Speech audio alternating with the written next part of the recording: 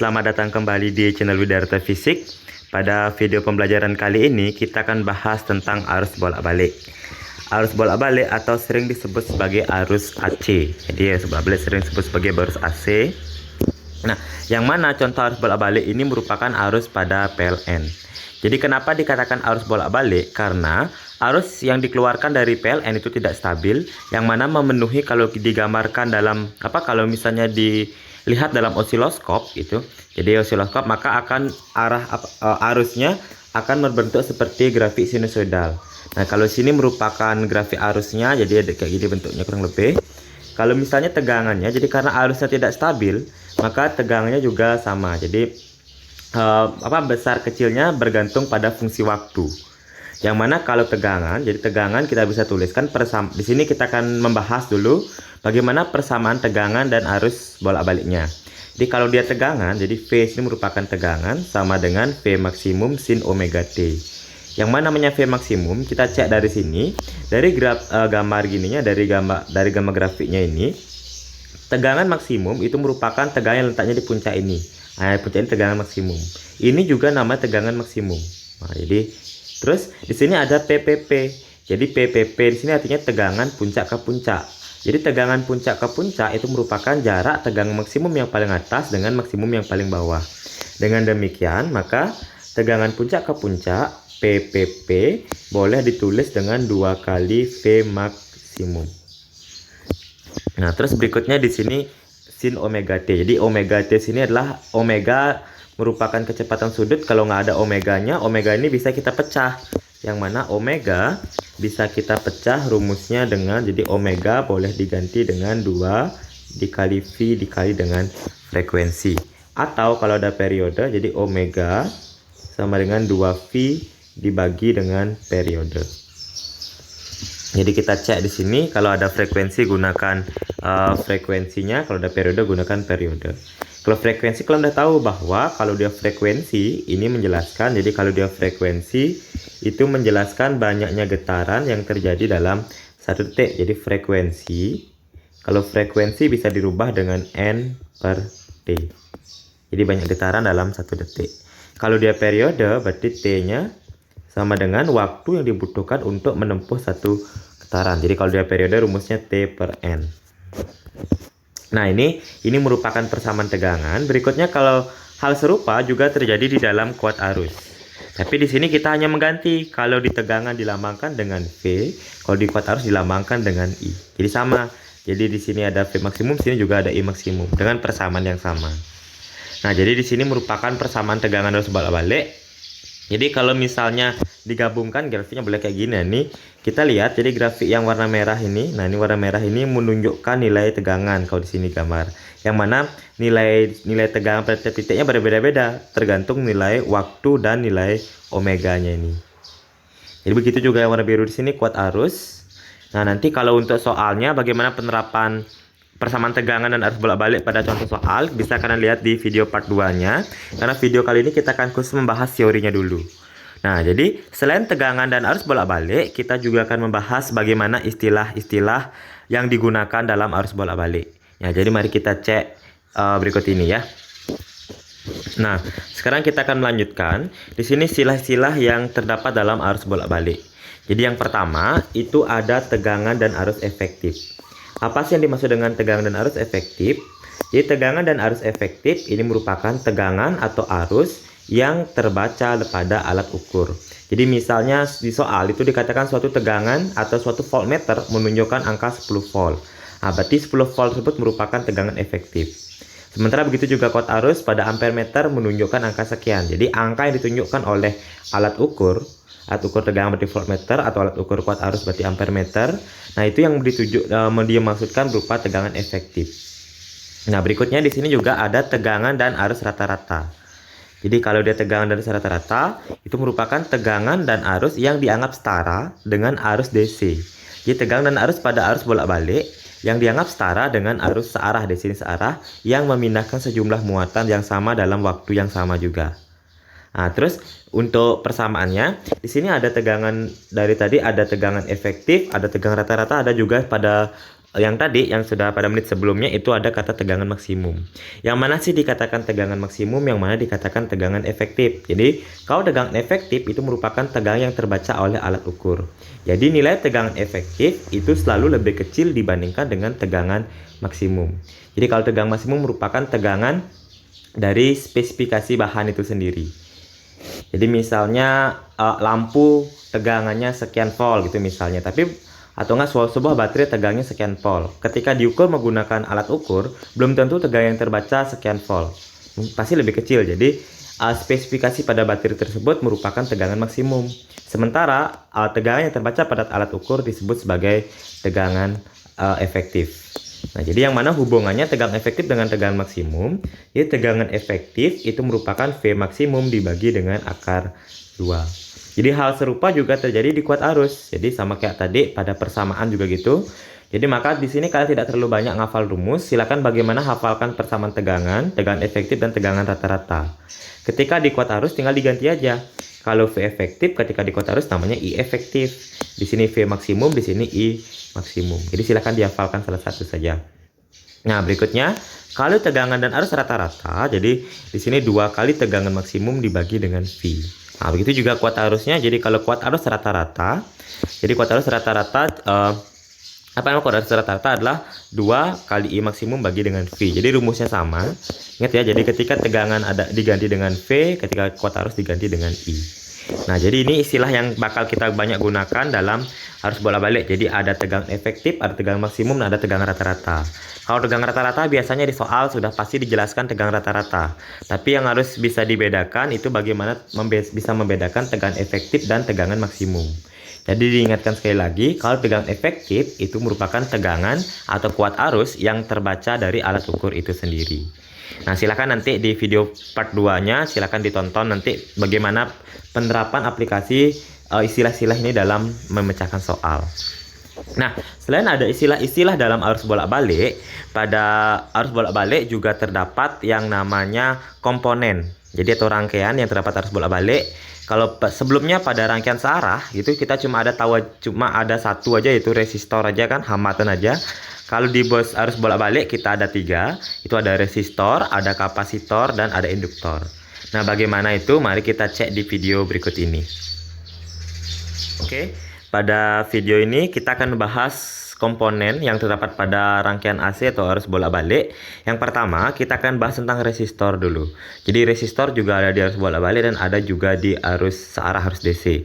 Nah, jadi yang pertama di sini kita bahas tentang resistor. Jadi komponen resistor kita lihat di soal. Oh ya, jadi dari tadi kita berbicara arus bolak-balik, berbicara arus searah. Kadang-kadang biar kalian tidak susah membedakan bagaimana perbedaan arus bolak-balik dan searah dari soal, kita lihat biasanya di rangkaian sebelumnya, di materi sebelumnya, kalau seandainya kita menggambar, nah, biasanya kan ada hambatan. Di sini ada baterai panjang, ada pendek. Nah, ini kalau dia baterai ini merupakan contoh dari arus searah atau arus DC. Nah, jadi baterai merupakan arus searah atau arus DC. Jadi kita lihat sini ada baterai panjang pendek, sementara arus bolak-balik lambangnya kayak gini. Kalau misalnya di arus searah, tegangannya itu sudah pasti, jadi cuma V gitu aja. Sudah ada angka langsungnya. Sementara di arus searah, di arus bolak-balik, tegangan itu memenuhi persamaan yang bergantung pada waktu seperti pada grafik ini. Nah, yang mana di sini merupakan rangkaian R resistor, jadi sini disebut sebagai rangkaian resistor murni. Jadi sebagai rangkaian resistor murni. Biar bisa kita membedakan bagaimana perbedaan rangkaian resistor murni dengan yang lainnya. Kalau dia resistor murni, yang mana antara kuat arus, kita lihat sini kuat arus, kemudian dan tegangan, yang warna biru sini dia sefase. Artinya sefase dia tersebut ketika titik 0 mulai berangkatnya mulai pada titik yang sama. Walaupun misalnya di sini I lebih besar, ini tidak masalah. Ataupun di grafik yang lain mungkin aja bisa digambarkan dengan grafik yang sama, tapi V-nya yang lebih besar. Saya anggap yang merah ini V-nya, mungkinnya dia kayak gini. Nah, mungkin aja. Misal kayak gitu. Jadi boleh aja, kita nggak masalah. Entah itu V di atasan, entah itu I di atas, tidak ada aturan khususnya. Jadi ini boleh aja. Kalau di yang pertama kan sebelum ada gambar merah, kuat arus yang di atas. Misalnya gambar biru nggak ada, gambar biru ini saya ganti dengan tegangan yang merah. Jadi boleh aja grafik tegangan juga di atas ini tidak ada aturan khususnya. Tetapi yang membedakan arus rangkaian AC resistor itu adalah kita di sini adalah yang mana kuat arus itu sefase dengan tegangan. Kenapa dikatakan sefase? Artinya mereka berangkat barengan. Jadi tidak ada yang mendahului, berangkat barengan, maka pertemuan di titik-titik pun juga sama. Walaupun dia tegangan maksimumnya dan kuat arus maksimumnya tersebut berbeda, nggak masalah. Jadi ciri khas rangkaian resistor murni dikatakan dia sefase. Nah, jadi maka di sini dikatakan dari sefase ini kita bisa melihat bahwa grafik yang dihasilkan, jadi kita lihat sini ada grafiknya, grafik antara kuat arus itu sejajar dengan grafik VR, artinya mereka berangkat barengan. Maka sini dikatakan tidak terjadi di sini delta ini perubahan nih fase, maka tidak terjadi perubahan fase antara kuat arus dengan tegangan karena merekatnya barengan. Maka di delta fase sama dengan 0. Atau boleh dikatakan bahwa tegangan dan kuat arus tersebut sefase. Jadi kalau di soal nanti ada kata kunci kuat arus dan tegangan sefase, berarti dia termasuk ke dalam rangkaian resistor murni. Nah, terus biasanya apa yang ditanyakan pada rangkaian resistor murni ini? Biasanya kalau nggak ditanyakan kuat arus ya, jadi gunakan rumus yang sama seperti hukum Ohm sebelumnya. Jadi VR sini artinya tegangan pada resistor murni, berarti segini. Itu merupakan kuat arus dikali dengan R. Nah, nanti kalau seandainya diminta di sini tegangan maksimum, jadi gunakan V-nya V maksimum. Yang ini V max-nya kita masukkan ke sini. I-nya juga gunakan I maksimum. Sementara R itu tidak ada R maksimum, tidak ada persamaan R. Jadi R sudah pasti angka pasti. Nah, berikutnya juga ada rangkaian selain rangkaian resistor murni. Jadi rangkaian berikutnya kita akan bahas tentang rangkaian induktor murni ya. Oke, ini sekarang kita akan bahas tentang rangkaian induktor atau sering disebut sebagai rangkaian induktor murni. Ingat kan, kalau resistor itu berupa hambatan kayak gini. Jadi, kalau dia induktor, dia berupa lilitan. Kita lihat bedanya. Di kalau ini berupa lilitan. Kalau dia resistor dia tajam-tajam. Kalau ini dia berupa lilitan atau kumparan. Nah, jadi kita bahas tentang rangkaian induktor murni. Jadi induktor murni di sini kita rangkaiannya sama seperti rangkaian resistor, cuma di bedanya sini cuma ada lilitan saja. Jadi kalau seandainya perbedaannya, kenapa di rangkaian ingat rangkaian induktor ini akan memiliki nilai apabila dihubungkan dengan sumber tegangan bolak-balik. Tetapi kalau seandainya rangkaian induktor, jadi kalau misalnya rangkaian induktor itu dihubungkan dengan sumber arus searah. Jadi misalnya sini ada induktor. Nah, ini di sini ada sumber arus searah. Di sini sama saja induktor sini tidak berarti. Jadi arti induktor sini tidak ada artinya ketika dihubungkan dengan sumber arus arah. Kenapa? Karena di sini kalau seandainya dihubungkan dengan sumber arus arah, induktor ini boleh kita tarik lurus kayak gini. Nah, sama aja artinya kayak gini. Sama aja artinya pada rangkaian tersebut tidak terdapat hambatan kalau dihubungkan dengan arus arah. Tapi kalau dihubungkan dengan arus bolak-balik, maka induktor ini tidak boleh kita anggap sebagai lurus kayak gini, nggak boleh, karena ada nilainya, yang mana nanti akan ada yang namanya nilai reaktansi induktif atau yang sering disebut sebagai XL. Jadi sini akan ada namanya reaktansi induktif atau sering disebut sebagai XL. Jadi X itu reaktansinya, L itu induktifnya, karena berasal dari kata induktor yang ini. Nah, terus apa sih ciri khas dari rangkaian reaktansi induktif atau induktor? Kita lihat dari grafik. Yang mana di sini grafik biru ini menunjukkan menunjukkan nilai tegangan, sementara grafik kuningnya menunjukkan nilai kuat arus. Yang mana kalau pada rangkaian induktor kita lihat di sini, yang biru letaknya sudah di titik 0, sementara yang kuning letaknya di grafik minus. Oleh karena itu maka dapat dikatakan bahwa yang biru ini merupakan tegangan, jadi tegangan mendahului kuat arus. Jadi mendahului kuat arus lagi berapa? Lagi 90 derajat. Maka di sini terdapat beda fase adalah 90 derajat. Artinya siapa yang mendahului? Karena kita lihat sini pada mula-mula tegangan sudah di 0, sementara kuat arus masih di minus, berarti tegangan yang mendahului. Maka tegangan mendahului kuat arus sebesar 90 derajat. Nah, terus jadi kalau grafiknya, maka dari sini kita bisa gambar grafik tegangan mendahului. Jadi maka kita lihat di sini tegangan ke sumbu ini ya, ke sumbu ke sumbu Y negatifnya positif dia, sementara kuat arusnya masih di bawah di 0. Nah, maka sini tegangan mendahului nilai I lagi 90 derajat ini lagi mendahuluinya. Terus boleh nggak gambar dalam bentuk yang lain? Boleh. Jadi kalau misalnya di soal ada gambar kayak gini, ini boleh aja, sama aja artinya. Nah, ini misalnya grafiknya, kemudian ini ada Ini misalnya digambar kuat arusnya. Nah, kayak gitu bisa, boleh aja. Terus ini yang digambar sebagai tegangan. Berarti kalau kuat arusnya dimulai dari 0, anggap ini kuat arus gitu misalnya. Kalau kuat arusnya dimulai gambar dari mulai 0, maka tegangannya kita gambar lebih besar daripada 0, berarti dari sini. Nah, dan seterusnya. Bisa ya, dan seterusnya. Jadi dari sini kita mulainya dari tegang, maka tegangan di sini V ini mulainya. Jadi kalau misalnya kuat arusnya mulai dari 0, tegangan maka mulainya lebih besar daripada 0. Jadi karena dikatakan tegangan mendahului kuat arus lagi 90 derajat. Sama dengan di sini. Jadi kalau misalnya dia tegangannya kalau misalnya tegangannya mulai dari 0, maka kuat arusnya mulainya dari minus. Tapi kalau diagram pasornya, namanya diagram pasor, tetap sama. Jadi diagram pasor tetap sama, maka nilai VL di sini tetap ke sumbu X positif, ke sumbu Y positif, sementara kuat arus tetap ke sumbu X positif. Nah, terus nanti biar nggak lupa kalau diingat ini. Nah, terus dari tadi kita berbicara ada yang disebut sebagai reaktansi induktif. Apa sih gunanya reaktansi induktif? Jadi reaktansi induktif ini sama aja artinya dengan hambatan. Jadi ketika L di sini satuannya masih Henry. L ini satuannya Henry, induktansi ya satuannya Henry. Ketika kita mencari berapa tegangan yang terdapat pada induktor atau pada lilitan ini, tidak bisa kita langsung gunakan di sini I kali L, nggak bisa. Karena L tersebut satuannya Henry bukan ohm. Jadi supaya satuannya ohm, maka kita harus mencari XL-nya, reaktansi induktif. Jadi hubungannya kalau diminta berapa tegangan lilitannya, jadi VL sama dengan I dikali dengan XL. Dengan I di sini merupakan kuat arus yang melalui induktornya, sementara XL itu merupakan reaktansi induktif. Nah, yang mana XL ini boleh kita pecah lagi. XL rumusnya adalah omega dikali dengan L.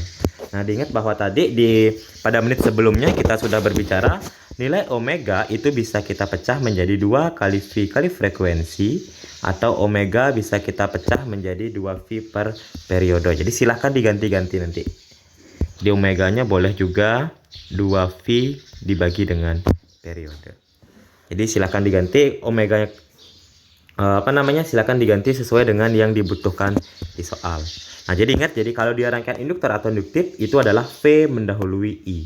Jadinya V-nya pada sumbu Y positif, sementara I-nya tetap pada sumbu X positif. Oke. Nah, terus berikutnya kita akan bahas juga tentang yang terakhir, itu rangkaiannya terakhir adalah rangkaian kapasitornya. Oke, sekarang kita akan bahas tentang rangkaian kapasitor. Jadi komponen terakhir dari arus bolak-balik itu ada kapasitor ya. Jadi ada 3, ada kapasitor, ada induktor, lagi satu ada resistor. Nah, oke, sebelum berbicara tentang rangkaian kapasitor, kita ingat dulu kalau seandainya kapasitor ini tidak bisa dipasang pada arus searah. Jadi kalau misalnya ini ada kapasitor dipasang pada arus searah, maka dia tidak akan anggap nih baterainya.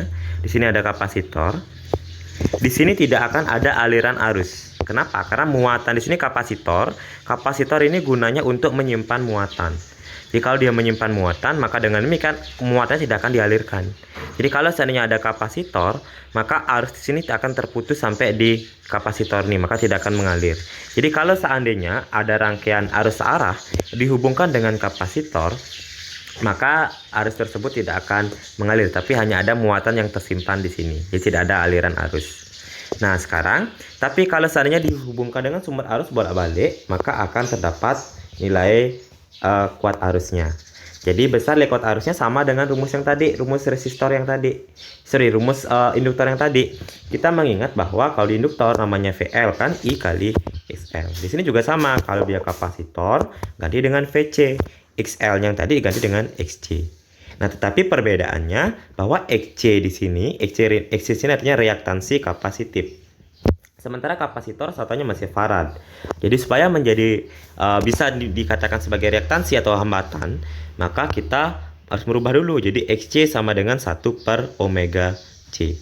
Omega juga sama dengan yang tadi, bisa dipecah dengan 2V kali frekuensi atau 2Pi per periode. Nah, terus bagaimana sih ciri suatu rangkaian dikatakan sebagai rangkaian kapasitor atau bersifat kapasitif gitu. Jadi kalau dia rangkaian induktor artinya bersifat induktif. Suatu rangkaian dikatakan bersifat kapasitif apabila kita lihat dari grafik, di sini beda fase 90 derajat, tapi yang mendahului adalah I. Kalau dia induktor yang mendahului adalah V, kalau dia kapasitor yang mendahului adalah I. Jadi kita lihat sini ketika tegangannya masih di 0, Nah, kita mulai tegangnya di 0. Ini kuat arusnya udah mulai lebih besar dari 0. Boleh kita sama kayak tadi, misalnya kalau kuat arus tetap kalian bikin di 0, maka tegangan mulainya di negatif. Nah, jadi kita cek di sini grafiknya. Ingat ya, jadi kalau dia rangkaian kapasitor itu adalah I mendahului V sebesar 90 derajat. Kalau tadi pada rangkaian pada rangkaian induktif itu yang mendahului kan tegangan. Ketika tegangan mendahului, maka tegangan berada di nilai Y positif. Nah, sekarang gara-gara I yang mendahului atau tegangan tertinggal, karena tegangan tertinggal maka sekarang tegangan berada di sumbu Y negatif. Jadi diagram Pasor tetap sama. Di sini dengan terdapat berapa tertinggalnya juga dapat sudut 90 derajat. Nah, jadi tidak terlalu susah menghafal, jadi silakan dihafalkan salah satu aja untuk memahami, entah itu induktornya, entah itu kapasitornya. Jadi tinggal kalian ganti, kalau induktor diganti dengan L, kalau di kapasitor diganti dengan C. Hanya perbedaannya di nilai XC ini aja. Di XC sama dengan kalau di induktor itu omega kali L, kalau di sini 1 per omega kali C. Dan ingat perbedaannya, kalau dia perbedaan di kapasitor itu adalah I yang mendahului, sementara kalau di induktor adalah V yang mendahului. Dan sama-sama beda fasenya sebanyak 90 derajat. Tapi kalau di rangkaian resistor murni itu tidak ada mendahului, mereka berangkat pada titik yang sama atau fase. Oke, demikianlah dulu untuk dasar-dasar atau persamaan yang perlu kalian pahami dulu tentang arus bolak-balik. Untuk lebih jelasnya silahkan latihan soal, cek di video part 2, dan jangan lupa ditonton. Selamat dan semangat belajar. Terima kasih.